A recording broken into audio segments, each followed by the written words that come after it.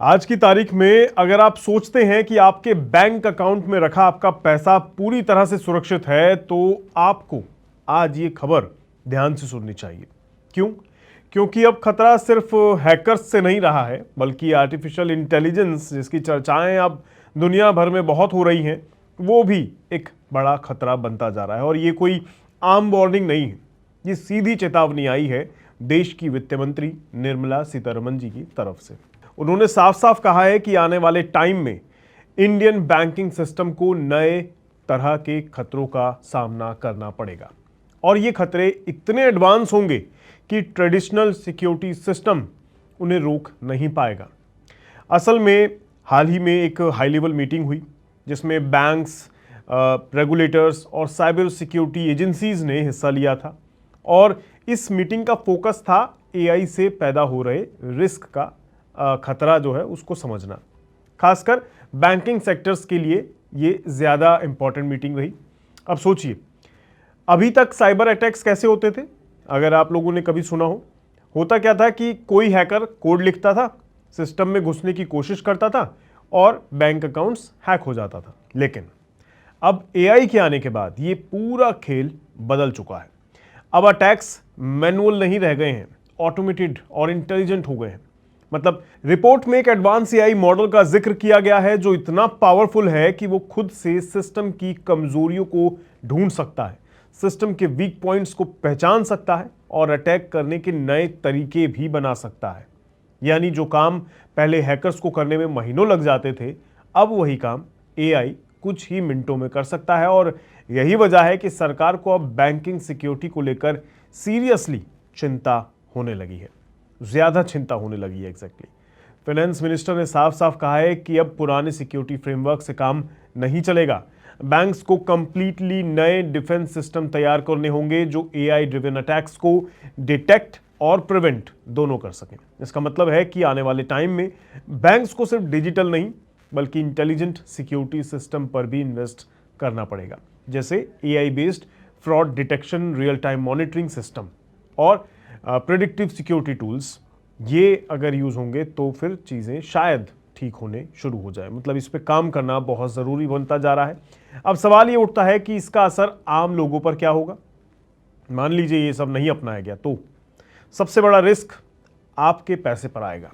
आपका account hack हो सकता है, आपकी पर्सनल इंफॉर्मेशंस लीक हो सकती हैं और डिजिटल पेमेंट आपका अनसेफ हो सकता है।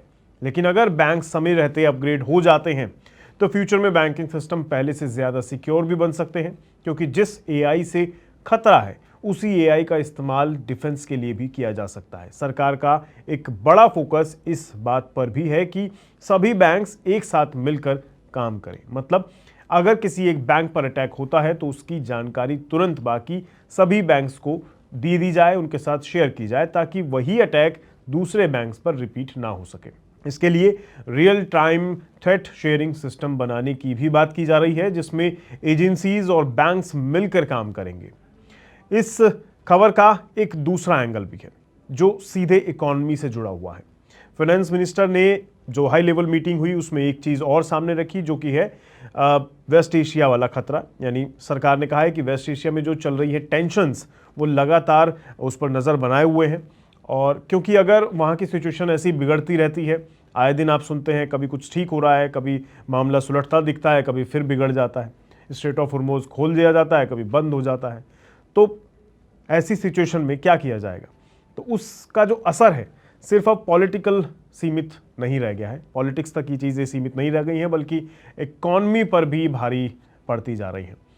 वेस्ट एशिया दुनिया के सबसे बड़े ऑयल प्रोड्यूसिंग रीजन्स में से एक माना जाता है और इंडिया अपनी एनर्जी ज़रूरतों के लिए काफ़ी हद तक इसी रीजन पर डिपेंड भी करता है। अगर वहाँ कॉन्फ्लिक्ट बढ़ता है तो ऑयल प्राइस बढ़ सकते हैं, जिससे इंडिया में इन्फ्लेशन बढ़ेगा, ट्रांसपोर्ट कॉस्ट बढ़ेगी और ओवरऑल इकोनॉमिक प्रेशर बढ़ जाएगा।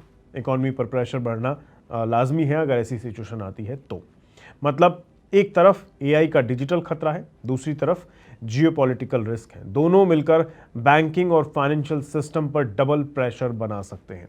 इस मुद्दे पर एक्सपर्ट्स का भी मानना है कि आने वाले 5 से 10 साल के अंदर बैंकिंग सेक्टर के लिए सबसे क्रिटिकल टाइम होने वाला है ये, क्योंकि इसी दौरान ये तय होगा कि कौन से बैंक्स इस डिजिटल रिवॉल्यूशन में सर्वाइव कर पाएंगे और कौन से पीछे छूट जाएंगे। और इसमें सबसे बड़ा फैक्टर होगा सिक्योरिटी। मतलब जो सिक्योरिटी में मजबूत रहा वो कामयाब, जो पिछड़ गया वो फेल। जाहिर सी बात है, जो कंज्यूमर का डेटा सुरक्षित रख पाएगा, उनका पैसा सुरक्षित रख पाएगा, वहीं तो आप जाएंगे, वहीं आप लोग अपना निवेश भी करना चाहेंगे। और जो इस काम में फेल हो गया वहाँ से आप दूर हो जाएंगे। तो इस मामले में क्या कुछ होता है ये तो खैर अब आने वाला वक्त बताएगा, लेकिन इंडिया के बैंक्स इस चैलेंज को कैसे हैंडल करते हैं ये अब देखना काफ़ी दिलचस्प होगा। बाकी देखते हैं क्या कुछ होता है। लेकिन अगर आपको ये जानकारी यूज़फुल लगी हो तो इसे अपने लोगों के साथ, अपने जानकारों के साथ इसे शेयर ज़रूर कीजिएगा और ऐसी ही यूज़फुल इन्फॉर्मेशन के लिए हमारे साथ बने रहिएगा। आज के लिए इतना ही। नमस्कार।